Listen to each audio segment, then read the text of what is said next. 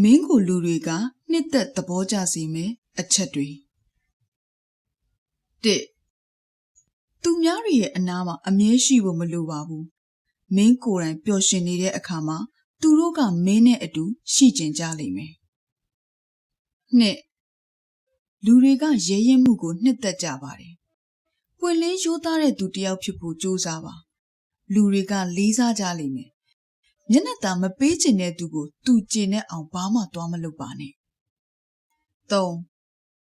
မင်းကိုမင်းမနှစ်သက်ရင်ဘသူကမှမင်းကိုနှစ်သက်အလေးထားမှာမဟုတ်ပါဘူးမင်းကိုယ်တိုင်မကြိုက်တဲ့အရာတွေကိုပြောင်းလဲပါပြောင်းလဲလို့မရတဲ့အားနည်းချက်ကိုလက်ခံလိုက်ပါလေးမာနကိုလျှော့ချပါမင်းရဲ့အမှားကိုလက်ခံပါဝေဖန်တာတွေကိုမရှောင်လွှဲပါနဲ့ငါနားထောင်ပေးခြင်းကလူတွေကိုခံစားမှုကောင်းတွေဖြစ်စေပါတယ်ဒါကြောင့်ပိုပြီးနားထောင်ပေးပါအပြန်အလှန်အနေနဲ့ခင်မင်နှစ်သက်မှုကိုပြန်ရလိမ့်မယ်6လူတွေကြားထဲမှာမင်းနဲ့ပတ်သက်တဲ့အမှန်တရားတစ်ခုကိုမျှဝေပါသူတို့စီကအမှန်တရားတွေအများကြီးကိုပြန်ရလိမ့်မယ်